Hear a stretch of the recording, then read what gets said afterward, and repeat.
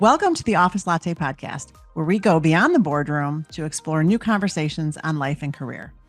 I'm Erin Kennedy, CEO of Professional Resume Services, and wife, mother, sister, daughter, aunt, and friend. Now, let's dive in. Good morning, Summer. Good morning. So my question for you today is, I'm just going to jump right in, so get ready. I know you're on LinkedIn. Because you and I have talked about LinkedIn, and so do you use it on a regular basis? Great question. Not really. Like if you were to really scroll through it, I don't. I just feel like I don't in comparison to the people I follow and like who I watch frequently, which is like you, a few people I work with. Like I feel like I am surrounded by such strong LinkedIners and I'm trying to get to that place, Yeah. but I'm not there. But it's also because I'm not really prioritizing it. So Right. teach me how. It is, it is a commitment. It really is. I mean, I know when I I had been on it since it started, like back in, whenever, 2007 or anyways. Wow. Yeah. But I did not use it until probably, and I had been telling clients, I'm like, you need to get on LinkedIn, you need to do this, and then finally I'm like, Erin, you better, start doing the same thing, So I told myself, okay, I'm going to do 10 minutes a day. I'm going to just 10 minutes a day. I can just get on. I can read people's posts. I can comment, even though I was kind of chicken, I will admit, because it's overwhelming. It is overwhelming, I scroll, I comment. That's as high as I've gotten. Good. That's exactly what you need to do. But I was just kind of lurking in the background. I was just kind of looking at all these other people in my field who were like on it and posting, and I was just like, what am I going to say that's going to be any different from anyone else who does what I do? How, Mm-hmm. Yeah, that's I think the biggest struggle. Like that, It and is. or I feel like people always say like be yourself, tell stories. Like authentic, Yeah, and I'm like, no. Right, That's a bad idea. Yeah. I shouldn't be totally myself on LinkedIn. I can save that for Instagram. No. I So do then feel like LinkedIn's a little more stuffy, like a little. I have to. It's like I like to think about it as like not locker room, like water cooler. Yeah, not locker room. Yeah, Like water cooler, like at yeah. lunch work topics at work. You know, but at the same time, I also have been remote for what 5 years. So I'm like, I need to brush up on that speak, and then. I will say when I finally got the courage and I was like, Karen, just do this. You need just you can do anything for 10 minutes a day. Yeah. I made my, it was like late November of 2018, early 2019. I thought, okay, I'm going to do this. Mm-hmm. And I'm going to like comment or do something. You can do this. And the great thing, like for me, what I appreciated right away is people that I'd kind of known in the industry, were all of a sudden responding back, and then we were talking and we were having private DM conversations, and it was so nice to build a network. And that's, I mean, one of my favorite things about LinkedIn is building a network, but there's so much more that goes into it. So I am so excited to bring on our guest, Kevin Turner. So I think I met him probably 5 or 6 years ago on LinkedIn, and he is like anything new. He always says "new in the wild" or something like that. Oh, I like that. And it's basically like anything new that's happening on LinkedIn, all these new hacks. So I'm gonna ask him because I always wanted to know, like, how does he know? How does he have? Who are your sources? In? Yeah. So, but anyways, he's a great guy. We've talked on and off, for years, or seen each other, on posts and stuff. Mm-hmm. So I'm excited to bring him on and pick his brain about everything LinkedIn. Listen. Yes, he's great. And I mean, anybody is not following Kevin Turner, you should, because really, it's constantly, I always tell my clients, I'm like, if you want to, see how you can really use LinkedIn, follow me, of course. And him. And Kevin Turner, yeah, there's a few other ones too, but so, anyways, dive in, talk to Kevin. Hello, Kevin. Kevin Turner, I'm so glad you're here. Erin, I'm excited to be here. This is going to be fun. I know, I know. So I was saying in the intro before, I think we met in like 2018, when I Hmm. was still kind of lurking on LinkedIn. I didn't have the courage yet to start posting, but you've been on for a long time.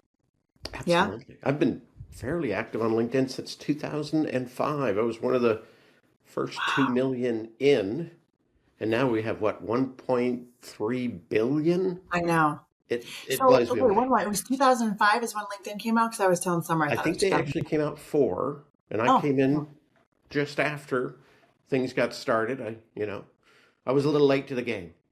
yeah. I was too. Yeah, I was 2007, I think. But so tell us a little bit about, okay, tell us about your life before LinkedIn. I mean, how did you segue into this like LinkedIn guru that you are now? What did you do You know, before?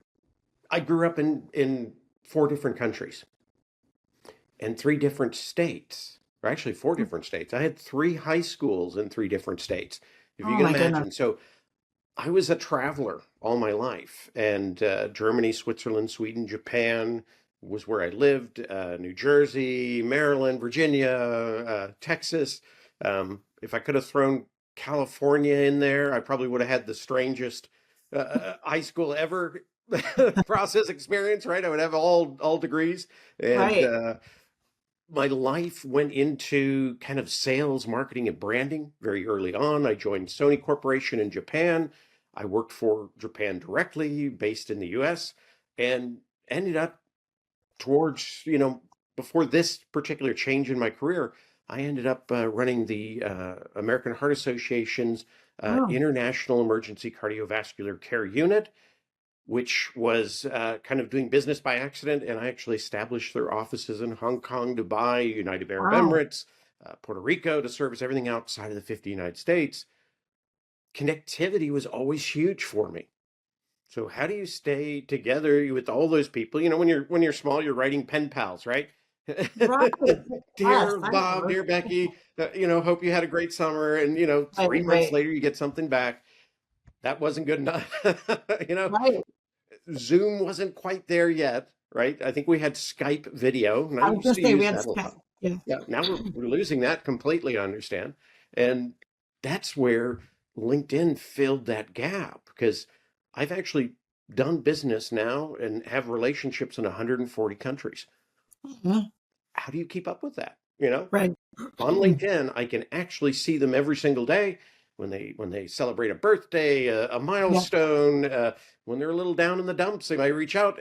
It's just a huge opportunity to make this big global world we have and bring it Yep. all in so it fits on your desktop or your mobile phone even. Yep. To me, that was what got me so fired up, so excited about LinkedIn from the very beginning. And that was before you could post even, right? At one point, you could only build a profile, you know. Then they got Right. messaging, then they got articles, and then Right. posting didn't come in until I believe 2013. So that wasn't Wow. that long ago. And you Yeah. think I of remember I remember articles. Yeah. yeah, I always think of posting as like that's what you do on LinkedIn, right? I mean, Right. Yeah. to think that wasn't Wow. even part of the design. Isn't that crazy? It Huh. is. I know, because that's what we do every day now on LinkedIn. Hmm. Um, so I have a few different questions. One Okay. thing Summer and I were talking about is is how do you know? So okay, so now you transition into LinkedIn. Let me back up first. So then when did you become, what you are today, really, this LinkedIn guru? I mean, how did that it was just, gradual, or were you, I know that you also do resumes. And so were you doing career stuff at the same time, or was it did you just kind of dive into LinkedIn and focus on that, or Originally, it started with LinkedIn. And because I was involved early on, I used to give a lot of open seminars for groups in transition. And I would go in there and I'd teach them how to approach LinkedIn in a different way that they'd not heard about. And that is LinkedIn as a database, right? How do yeah, you fit within it? How do you rise to the top? How do you become the perfect product, which not everybody likes the fact that they are a product on LinkedIn. We're Right. not the main customer, right? Right. All of those things, and teaching that, to these open groups. And sometimes, 600, 1,000 people would be present. And ultimately, somebody would always call you up, email you, message you. When you said this, what did you mean? And you're like, I'm not sure Yeah. I said that. We had a discussion, and often Right. it led to, well, could you do that for me? Right. So it almost created its own little side gig early on.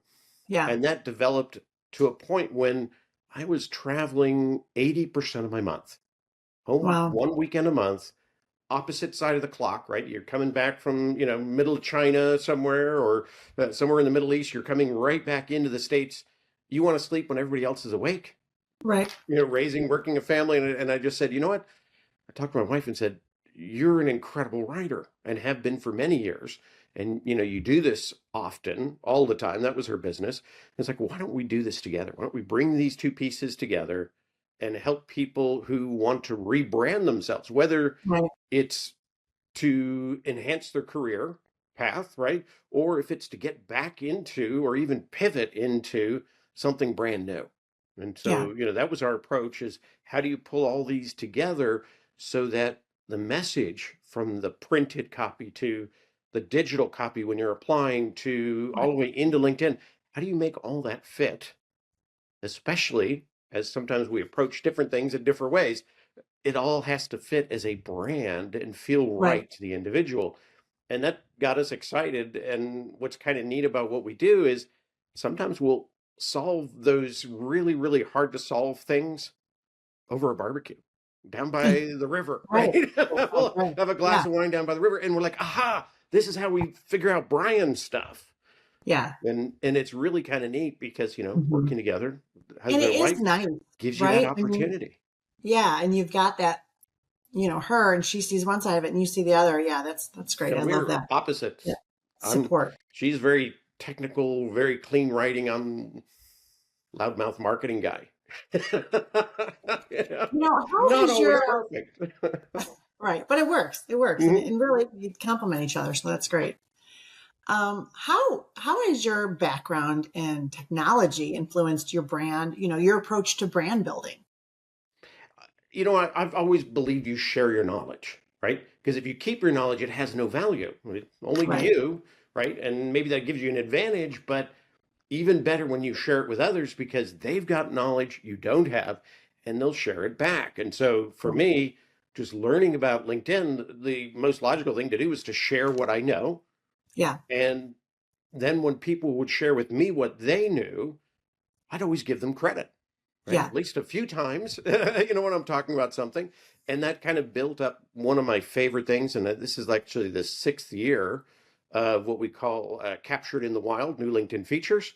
I love that. I was telling Summer about that. Love that. Love that. Well, and it Really. wouldn't work on LinkedIn if I didn't give people credit who found them, right? Who captured them out there in the wild, because the way LinkedIn rolls everything out, it's that 5-wave process, right? It's randomized, it is timed, and you're in one of those 5 waves. You're never in the first wave.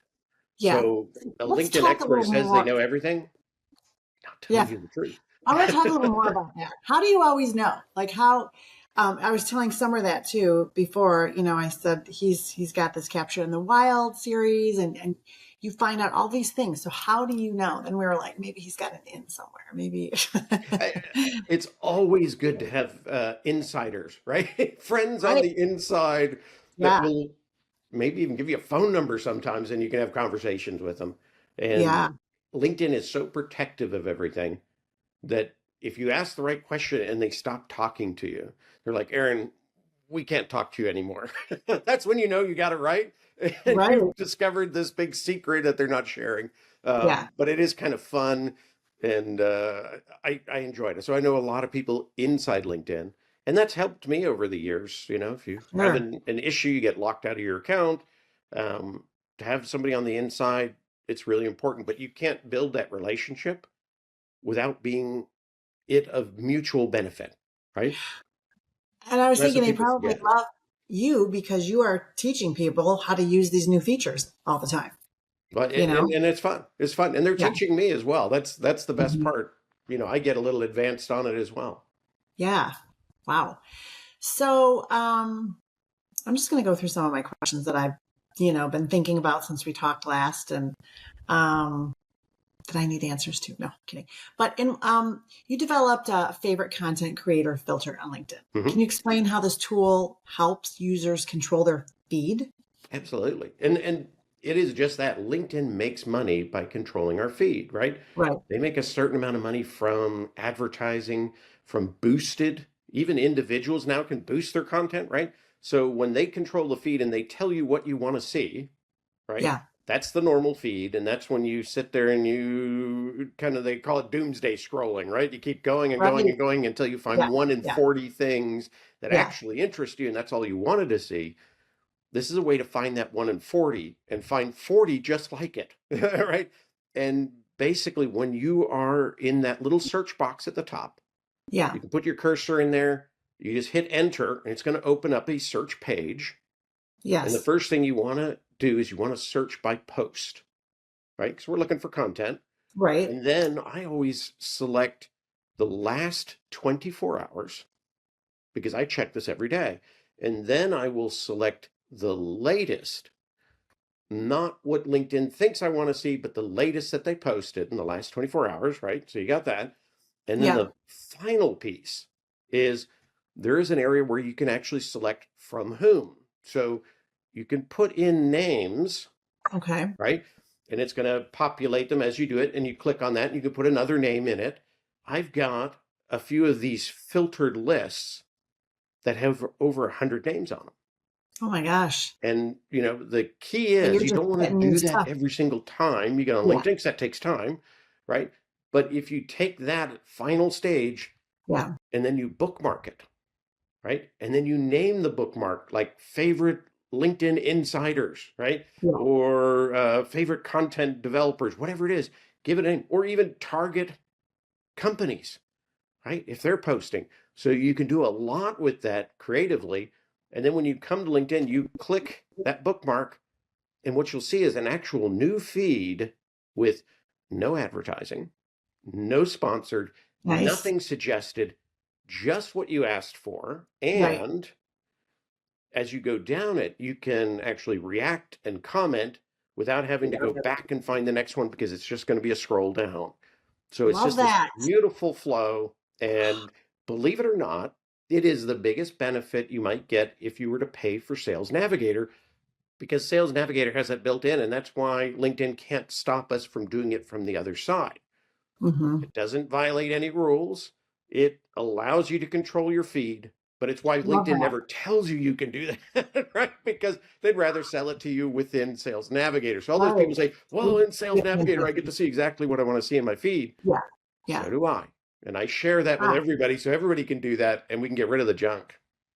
Yeah, is everybody listening up? I love that. I love that. In fact, I'm gonna try that because I did not know that. You will be amazed. I would love that because sometimes there's stuff and I'm just like, oh, scroll past. I don't want to see that. But another cool thing about that, whatever that URL is, let's say you had your, top creators that you're following, you can copy that URL and you could give it to Summer, and she could click on it and bookmark it, and she would get the same results.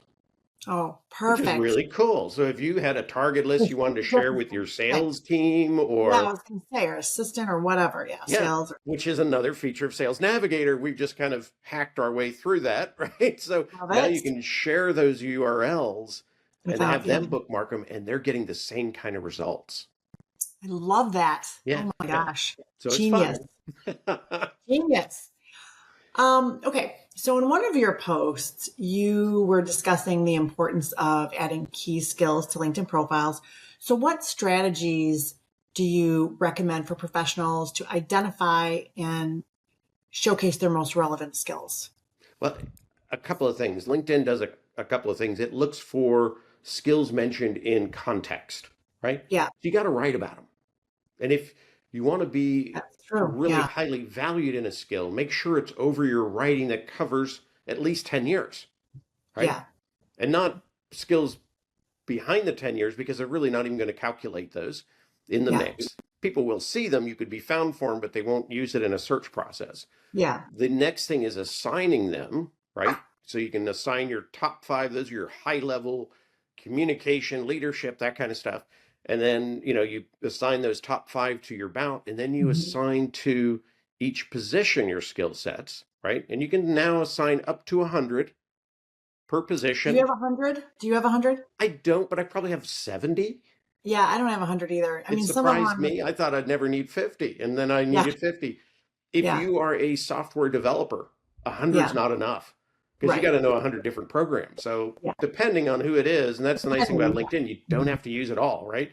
Just what works for you and moves you forward.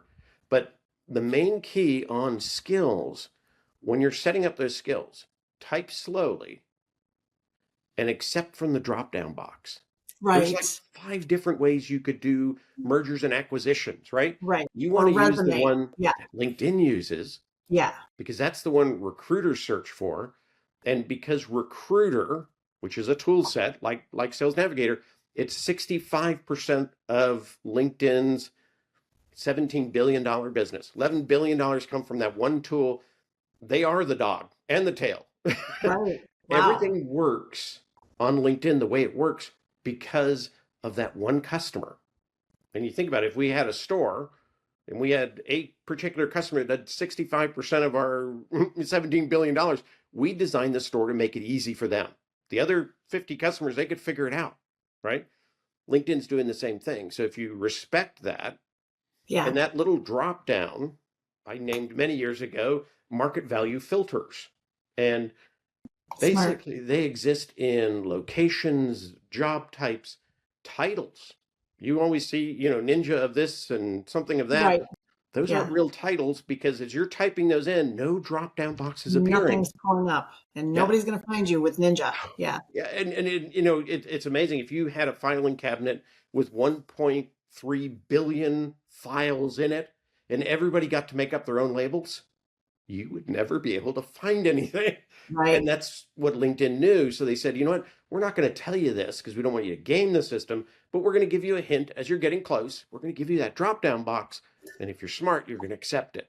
That's the market value filter.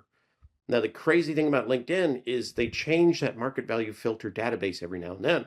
So things like degrees, they used to have a bracket around the initials. Now they have a dash in the initials and no periods in between. So the old database no longer works. You can't be discovered for that degree unless you use the new database.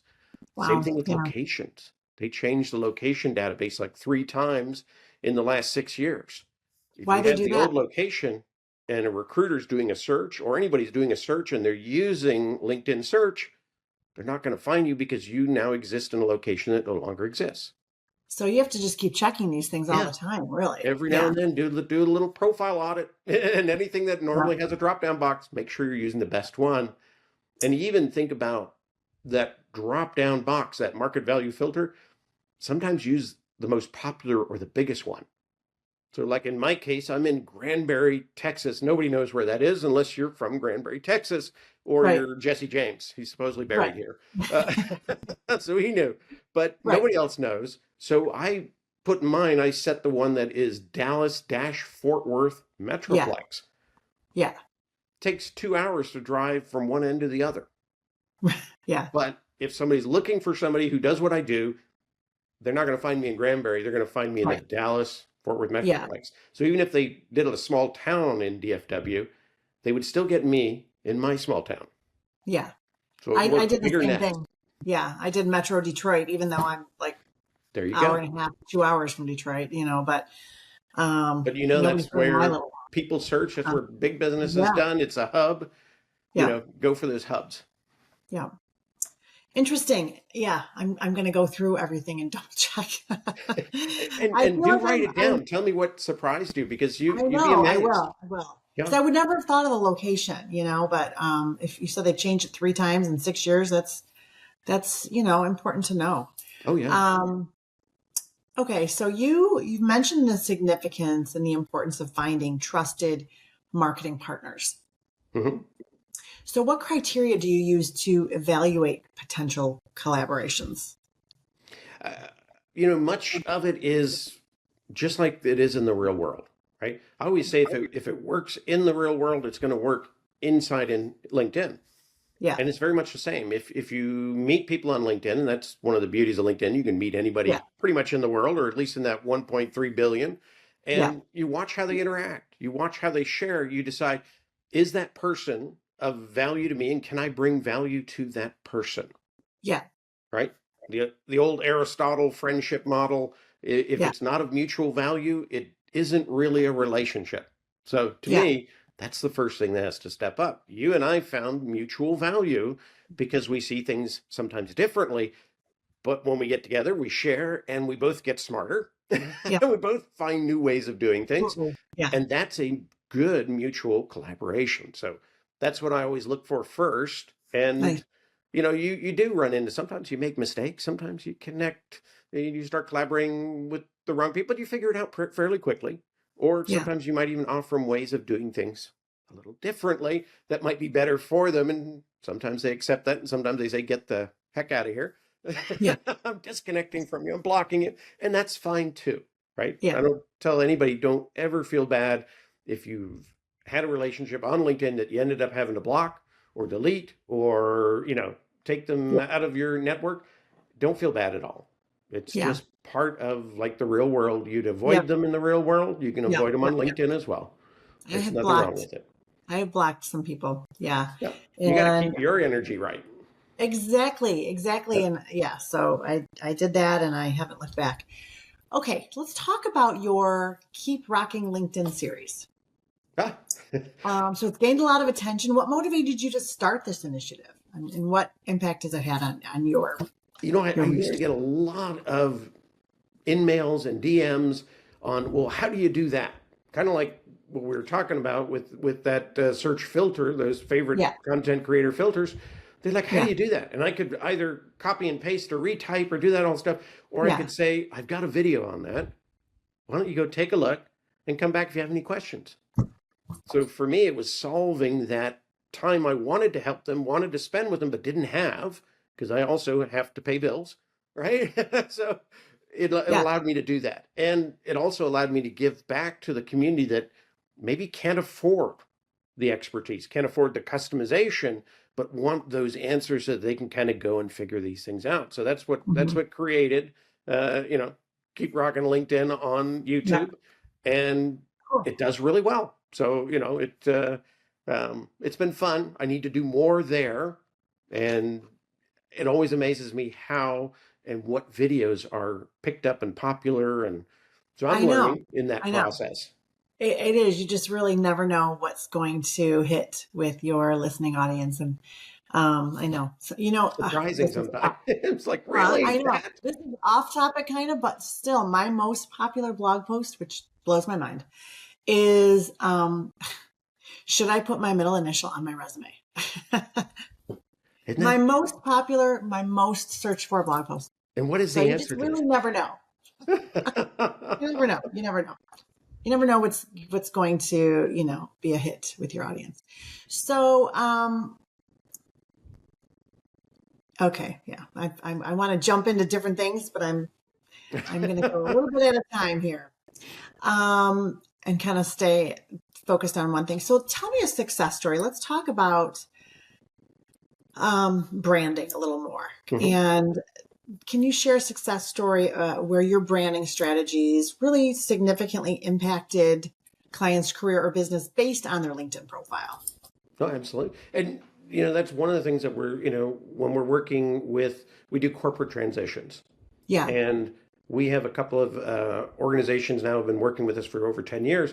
And it's because we have a really, really high rate of, once we get them past resume into LinkedIn optimization, that they are scalped off LinkedIn within weeks of going live. And that's really not that they're the best solution, but within the LinkedIn system, they fit best.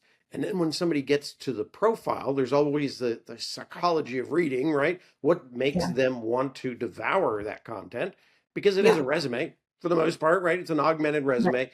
It's not always that exciting the way most people approach it, but you can make it that way so that when somebody lands, they're impressed and they get in there and they really kind of get after everything. That's a huge differentiator. We've been able to do that, and we're getting over 50% of our profile optimizations are leading to opportunities within Yeah. usually 2-3 weeks.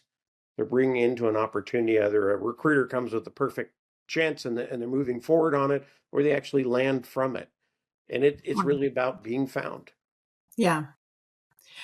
Okay. Yeah. And you know what I find, and two, I think, and maybe you can answer this, we'll have a lot of clients that don't use their LinkedIn profile. And once we go, we help them create this brand new, really dynamic profile, and they go in and they update it. It's like, boom, that, I know it's, seems to be LinkedIn, I think, favors that and kind of puts them in front of people looking for someone like them, especially if they haven't been on in a while. Isn't that true? Like LinkedIn wants to help these people who maybe haven't been on and encourage them by, Well, you putting think them about in front of LinkedIn them. as a database business, right? Yeah. The best data is timely and accurate. Yeah. So when you update your profile, what you're signaling in a digital way to LinkedIn is this is timely. This is new stuff, just came in, right? And because you're updating your profile, LinkedIn assumes it's more accurate. Yeah. So if we were like selling an email list and I had one I collected 15 years ago, Yeah. and it's got a lot of holes in it, that's not worth as much to you as one that would be 2 days old that I collected, and I've got everything for all the components of that particular database. Yeah. That has more value. So LinkedIn sees that, and you can trick LinkedIn to believing some of this stuff with things as simple as reloading your profile picture. Yeah. LinkedIn will look at same picture, I reloaded it, right? And LinkedIn says, oh, new profile picture in the last day. That is a timely and accurate update to your profile. So you're a better product for me to serve to these recruiters. Again, they don't want to mess up 65% of their business. So they're looking for that as a signal. So people always say, I've got to rearrange stuff on my LinkedIn all the time. The alternative is get active. Yes. Comments, posting, Let's talk video, more about all that kind of stuff. Yeah. Let's Is talk more about activity, that. and that's timely and accurate. And Yes. LinkedIn accepts that. So you don't have to mess up what you have just to make changes for changing's sake, right?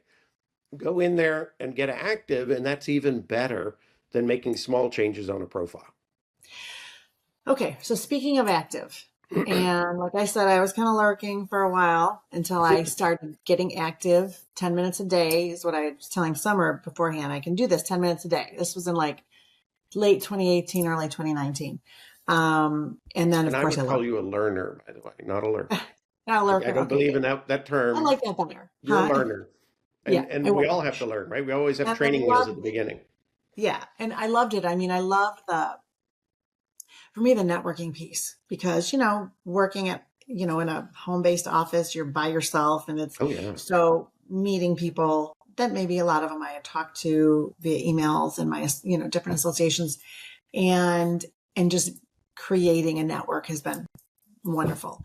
But I mean, okay, let me ask you this, because we always tell clients, engage, comment, post if they want. What do you think is the most important thing that a job seeker or somebody new to LinkedIn could do to, like I was just commenting for a while because I was way too chicken to post.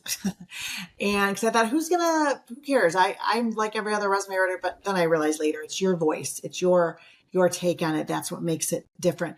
But for somebody who is still in the learning/lurking mode, I mean, what do you think has the most weight? Is it the comments? Is it posting? Is it resharing? Is it, I think comments are a good place to start, right?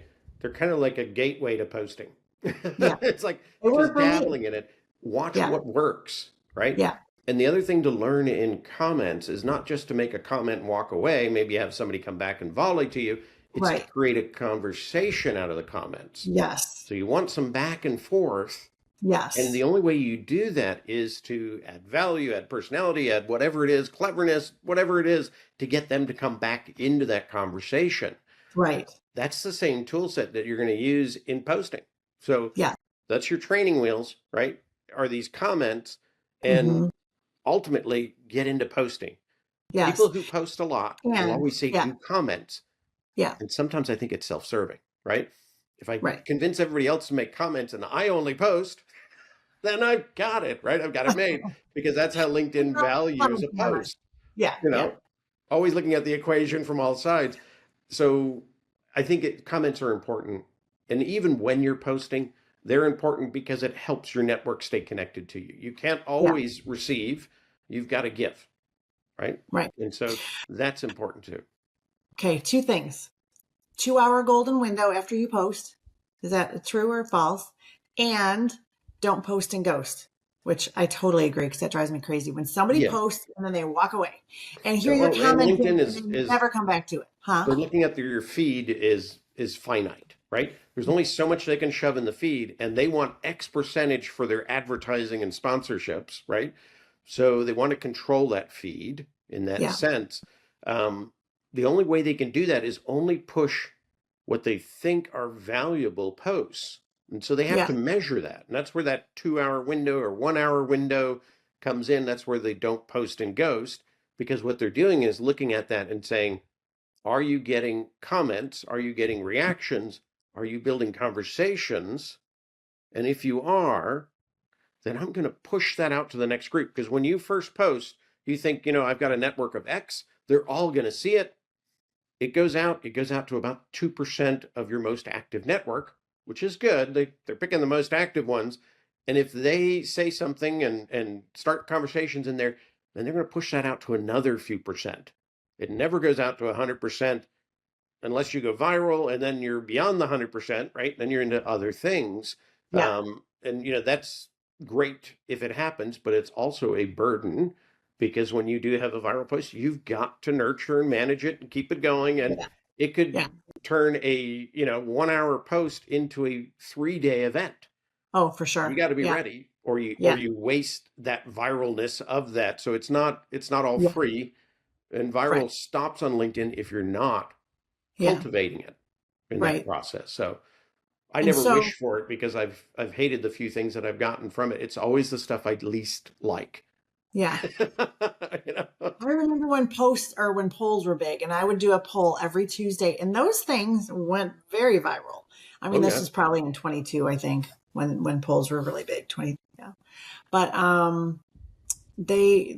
get 3, 4, and one of my polls had like almost 1 million Mhm. views or impressions or whatever. But now, that's all changed, not so much. So what about post and ghost? And so for those listening who maybe don't know what that means when you post something and then you walk away.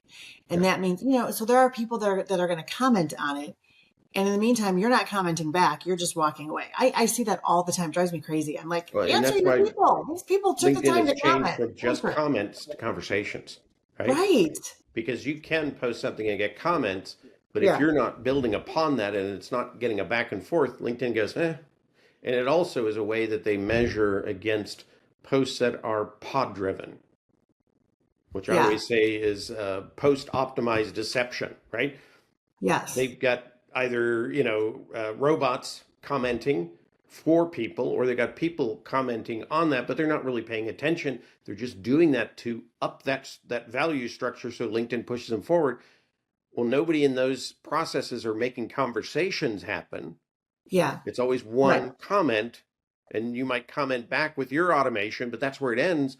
LinkedIn's not seeing a conversation. So Yeah. they're now measuring conversations as more important than comments or reactions. Yeah. Another reason you want to build that. The other Yeah. thing that they're looking at is it always the same people? Okay. Yeah. I want to talk about that because you and I talked about that last week. Yeah. Okay. For example, I mean, we're in the same kind of, group, I guess. Mhm. I mean, you get to know these people and they're your friends. I'm not in a pod, but I have probably 20 or 30 people the same people, because we're friends, you become friends. So you want to support their posts. So you comment on it. But then what you said last week, that has kind of stopped me in my tracks. And you said LinkedIn looks at that as like a pod, right? Is that what you said? Yeah. If all the same people always show up at about the Oh, same amount of time, and sometimes even have the same comments, right? Then LinkedIn yeah, looks at that that's and goes, fine. well, that's just a manual pod, whether you intended or not. Yeah, I It guess. is kind of Yeah, what it that is. makes sense. So they go, well, maybe there's no value there. They're Yeah, they're just good friends. There's no yeah, value. So you really want to build more with these, third level connections, second level, right? yeah, That really didn't respond. And people forget that. If somebody comments and they're third level, you should pay more attention to that comment than your favorite first level right. commenter, right? For Because sure, that's the for one sure. that's going to Yeah, take it further. And right. LinkedIn's going to say, "Oh, wow, that's a brand new conversation. Yeah, Those two have never connected before on LinkedIn, and now they're talking, and we value that." yeah, So the other yeah. piece of that is with all this AI going on, people are Oh, flooding LinkedIn. I'm going to post 7 times a day, and why aren't you commenting on all my posts? It's like because you got uh, greedy, right? I can't comment yeah. that much. I might be able to give you one every now Oh, and then. yeah, And now knowing that LinkedIn looks at that, if the same people comment all the time to the same posts, to the same authors, then it's almost considered a manual pod. I'm not going to be involved in that. I will give you, if you post and you do 7 times in this day and you have one that really hits me home, yeah, I'll comment on that, but I yeah. might not on the others. Right. And I think it Yeah, I helps have you as slowed down opposed to too. hurt you in Yeah, that sense. right. I have slowed down. Like I said, I just thought, being supportive, they post, I want to Yeah. comment on it. And, Well, there are but people we could do that for all day long, I know there are, and we I can't we know, can't do like that. you said, there are people that post many times a day, and that's too much. Like I Mhm. can't keep up with that. I mean, I will respond in the morning and then, I'm off and working the rest of the day. Oh, yeah. So, um, yeah, I was wondering about that after you'd said that about the pods. I was like, oh, I'm not in a pod, but I have friends, I Yeah. guess And they LinkedIn, and they know that your friends are getting your message. So they're going to yeah, just leave it at that. which Friends is and family. great, but you do really want second and third. Yeah, you want second and third Yep. people to see it, especially if you're talking about something that will be meaningful for them. Mhm.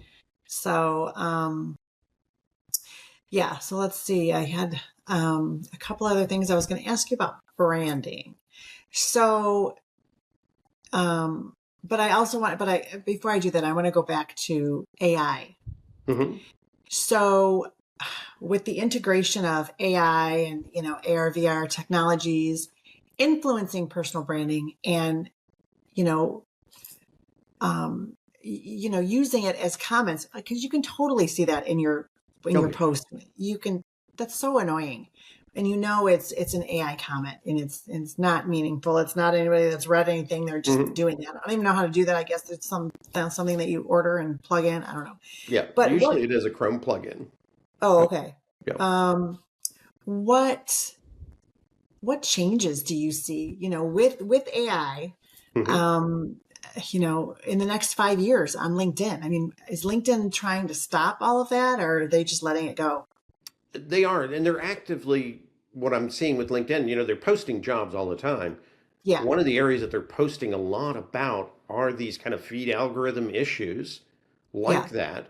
They're posting to bring people in with a good mindset that can then figure out how do you detect yeah, those issues and stop them, or at least detect them and not give them that credit of value, right? So that it actually maybe even works in the opposite way. If they can tell it's AI driven, yeah, these comments, then they can actually push that down and say that's a negative because this person's using a pod right. or, is involved in that or having Using tech. somebody else push Yeah, their info into a pod as a yeah. favor. Believe it or not, people are renting their pod space for the same reason. Like I'm joined a pod, and if you want to get in, tell me, what you want me to post, and I'll push your post into it, and you can pay me X.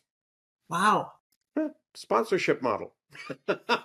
People are I very bet. inventive when it comes But to, is it working? Is it working for them? I don't know. I mean, I guess it does work for them because LinkedIn hasn't got to the point where they're sophisticated enough to catch them all, but they are starting to capture them. And some of the software systems out there are disappearing off LinkedIn. They're pulling their company Good. pages, they're blocking, Wow. and they're looking for the usually done by plugin into Yeah. your browser. They're looking for those browsers with the plugins now. They're easy to Oh, detect the plugin, and yeah. therefore, They can stop that particular user, and that's why a lot of people are getting those messages. Hey, you've been restricted, and Yeah. LinkedIn will say, well, we saw some unusual activity, and they'll make you sign that you weren't using anything. You know, one of the terrible things about a lot of these products that are doing this, that are using your account to help you, but they're also doing other things behind the scenes, mostly Yeah. scraping, because data is gold and LinkedIn is the gold mine, right? So you bring them in through your browser, you gave them permission. They're also scraping without you knowing.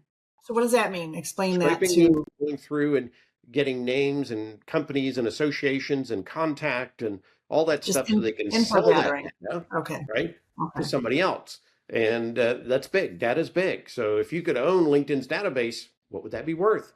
I know what Wow. Microsoft paid for it, not too long ago.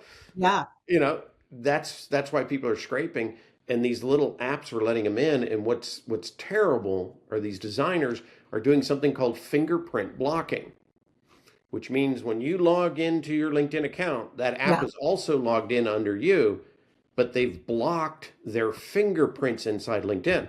So LinkedIn can't say it's this app on your browser. All they can say is it's your Oh, browser and you're in charge of it. And that's why okay. often LinkedIn can't say why you got busted. They just busted you for unusual activity, Mhm. right? But they're going to get to a place where they get past that fingerprint blocking, or they're going to block all apps coming in that use Yeah. fingerprint blocking. Now, that's sad because then you can't use ad blockers and all that stuff, Right. pop-up Right. blockers, and because all those complicate the issue. So they're trying to do that without blowing everybody else up while they use LinkedIn. Yeah.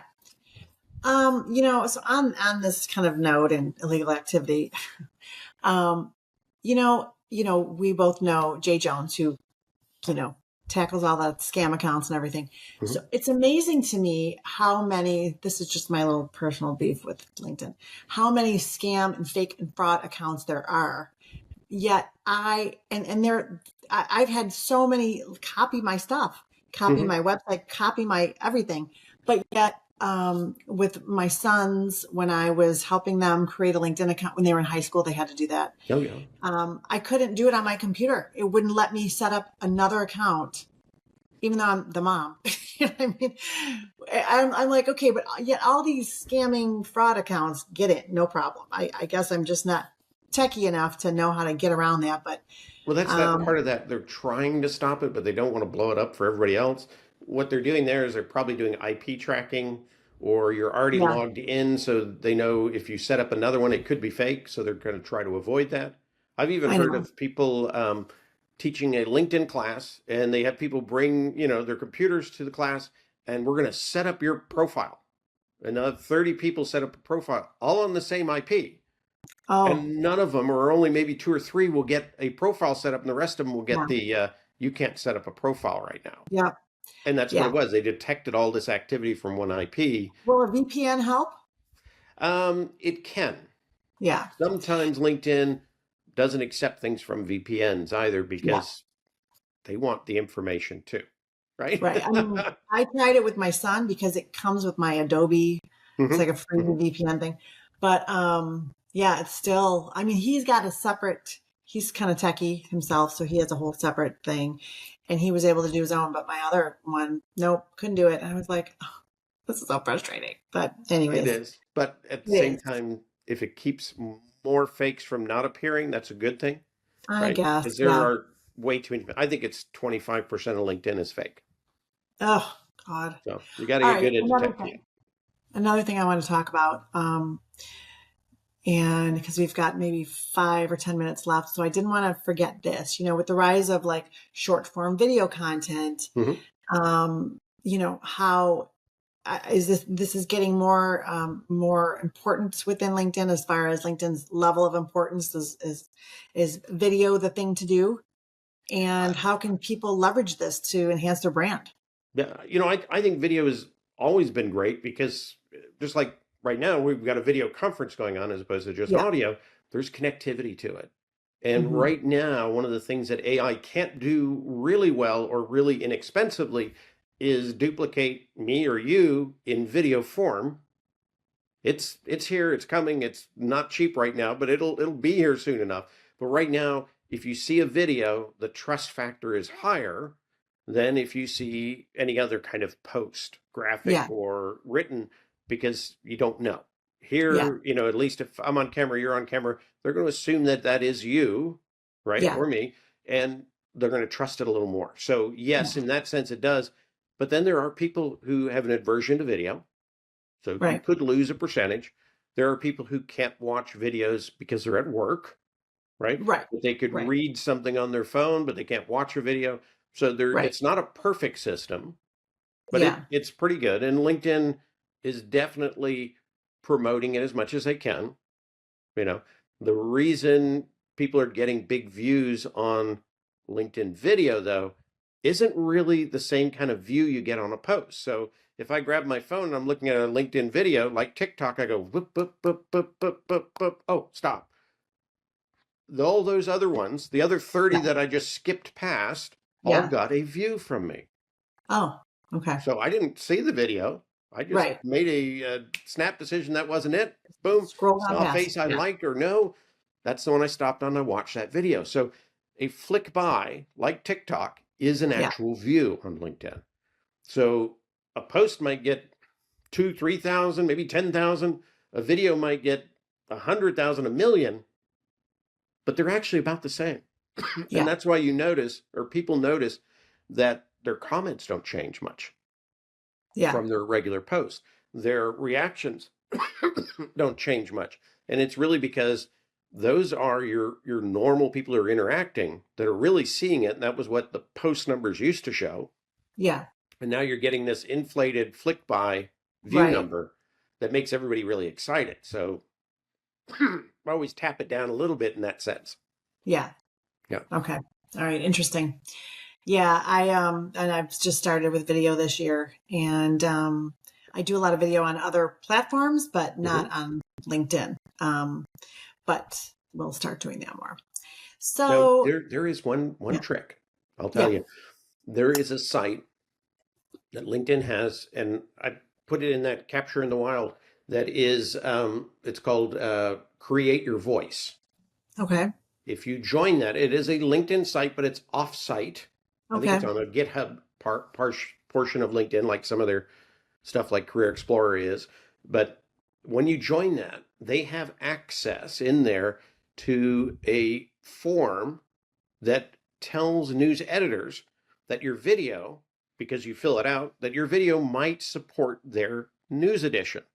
Oh, And I've taught a few people this who went from getting, 2,000, 3,000 views to getting millions of views just by going in. And if you do a video that corresponds with one of these news stories and you fill Yeah. that form out, they will say, this supports my news story. They attach it to the news story. They push it into the immersive video tab, and you get all those flick buys. ooh. What was that called again? What's that called? It's called the editor's form, editor notification form, but it's in a site called Build Your Voice. Build Your Voice. Okay. Yeah, Build and Your I've got Voice. it in my Captured in the Wild. It's all linked in there. They can grab that, or I can send that to you so you can share it through here. Yeah. But it's definitely worth going in there just to get access to the form itself. Yeah. Yep. So one last thing. What's because clients will ask me this all the time, so I'm sure what is one common mistake that you see professionals making on LinkedIn? And I see a few, but they might not be what everybody else thinks, and how do they avoid them? What are some common mistakes you see? I'm big on visuals. And the one thing that I'm seeing a lot of on profiles is in their profile picture, they're using what I guess old corporate photographers always use, and that's that gray background, right? Yeah. If you're getting older, and I have to admit it, if you're getting older and you use a gray background, the psychological image story it tells, right? The 1,000 words it's telling everybody is, oh, Kevin's having a great day. He doesn't have any energy, right? Yeah. He's washed up. Yeah. Yeah. Think about your colors, your brand colors you bring in, and bring them into that background. It's so easy now to take a background out of a photo, throw in something that is vibrant, right? Or even Yeah. clean. I use just a pure white and I put a little extra ring around the edge so it looks like there's a frame on my profile picture. It That's looks cool. different from all the others, right? Yeah. Yeah. But it doesn't say, bland, in that Yeah. sense. It's not beige, be sure to look at Right. that. And so many people do that because it's a standard photography thing to have that Yeah. gray out or beiged out background. Yeah. And it doesn't do us any favors. Doesn't. And we You are know, visual people, so we yeah, want to absolutely. see something that jumps out. Yeah, I That's love one that. of my big ones. Get your visuals as right as the content itself. Okay, so how can people reach out to you? We did tell them, Summer and I did, connect with Kevin. Anything new about LinkedIn? Kevin is your man. So how can they connect with you if they want to reach out, they want to work with you on their LinkedIn or their resume package? How do they reach out? But a couple different ways. I'm always on LinkedIn, so I'm easy to find, right? Kevin D. Right. Turner. Keep rocking But LinkedIn. it's under president. Yes, that's part of my URL. When we got Yeah. custom URLs, I do come up in those searches for president of Yeah. LinkedIn. It Doesn't says, hurt. That's all that secret branding stuff, right? but But yeah, you'll find me on LinkedIn. I do a couple things. I post my contact in my background banner because it's not scrapable. I post it in my about section because I post it in a way that it's not scrapable because it would look like junk to a database, but it's there. You can learn a little bit more on how to parse things that you want to yeah, get your contact out, but you don't want to get junk. You yeah. can see it there. You can connect with me on LinkedIn, but my preference is to have 7 positive interactions before I accept. Okay. And that's what I do before I send somebody an invite. So Yeah. I either commented on their stuff, they commented back, we shared some back and forth, they came to my next post and did the same thing. Those are positive interactions. I like to get to 7 before I just accept an invite. Yeah. And then anytime, I always go check that profile out. If somebody sends me those invites, I Yeah. want to check them out. And it does help people with basic accounts now because they're restricted in personalized invites. Make connections before you ask someone to invite. Kind of like a networking meeting, right? You don't just show up and say, be my Totally. friend. Yes. I like you, be my friend. You're They're my like, friend and who are help me. you? Yeah. I Build don't know you, first. but yeah. Yeah. I see, I was looking at your profile right now and I see how you've got the banner that I switched mine to that too. And I thought it's kind of fun, something different, Well, funny but story. I got caught up in discovering that particular new feature early. yeah, I didn't have a second banner developed, so I threw my same banner in upside upside down. down, and I got Yeah. more attention for that second one being upside down because people come, do you know? Are you doing this on purpose? Why? And Yeah. I went back to that old marketing story they used to teach in school about it was Quick Wash, who ordered the big neon signs in New York City, and they delivered them, installed them in their small chain stores. They installed the second sign upside down. Oh, So it said Quick Wash and laundry was upside down. But till today, that is their brand logo now. that's And it funny. made them different. Well, why is your laundry upside down? Yeah. Well, we turned the prices upside down. We turned the, I love it that. worked. And so I said, oh, there's a little fun branding marketing trick, Yeah. right? And so I I like left the it, way you and did it's that on been purpose popular. So I because, changed. yeah, LinkedIn inside and out. So I knew that was no accident. So, yeah. Anyways, all right. So we'd like to end our podcast with just a final fun question. So what is something that that you're passionate about? Maybe people don't know about you or you do outside of work, something that's, fun or something not LinkedIn. And I actually highly recommend this to everybody. I take digital detoxes. I schedule them at least bi-weekly. It's 6 to 24 hours, nothing digital. Nothing digital. If I brought my phone and I had an issue and I had to get home, I could call somebody, but I don't use it for anything else, right? Yeah. So that 6 to 24 hours, I like to do things like I live on the Brazos River, so I'll kayak. Yeah. I do a lot of yard work, so we've got some acreage that has been neglected for many years. So I think Right. there isn't a weekend that goes by that I don't have at least a couple hours of chainsawing dead trees. Yeah. So Right. I do Yeah. that stuff. I get out, I get active because in this digital world, we have a tendency to sit too much. And they say Oh, for sitting sure. is the new cigarettes. Yes. Not good for us. Yes. You know, if we're not out there building our stamina back up and building our energy back up, then we're not creative Yeah. when we need to be, right? And we're not healthy. How So often do you do that? I do it at least bi-weekly in that larger segment, Okay. but I will spend an hour a day outside every day. Yeah. That's my push. And Yeah. when I say outside, it's doing things like lifting rocks and dragging tree stumps. And it's Right. not just sitting in the Some sun. exercise too. I'm Yeah, not I'm not good with staying still. So it's not that part, but it's an hour every day. And I good love for it. I you. love the outside. I love the animals that Oh, are you here. have And a beautiful property. Oh my yeah, gosh. Yeah. it's a little vacation, It is. and that It sets looks my like mind it. straight. Yeah. That's great. I love that. And that was actually one of the questions I was going to ask you, because you had mentioned digital detox before and online. But I love that. 6 to 24 hours is really doable. Anybody can do it. Oh, and And it's yeah. hugely beneficial. You'll Yes. feel it. Yes. Well, Kevin, it's just been a pleasure. I am so glad we got to do this. You know, you were one of the top people I thought about when doing a podcast. So I'm so glad that you joined us and gave us a lot of good LinkedIn tips. Anybody listening, you know where to find Kevin. You can find him on LinkedIn and under President. And he's got the upside down banner too. So anyways, thanks again for coming on. We really appreciate it. Thank you very much, Erin, for having me. And I love all the collaborations we've had and look forward to so many more. Me too. Thank you. Thanks again for listening to the Office Latte Podcast. You can find us anywhere you listen to your podcast. You can follow the podcast on Instagram and TikTok at Executive Resumes, or subscribe to our YouTube channel, Office Latte Podcast. If you have any career questions or conversations you want us to talk about, send them to officelattepodcast@gmail.com, and we'll answer them in an upcoming show. Have a great week and stay caffeinated.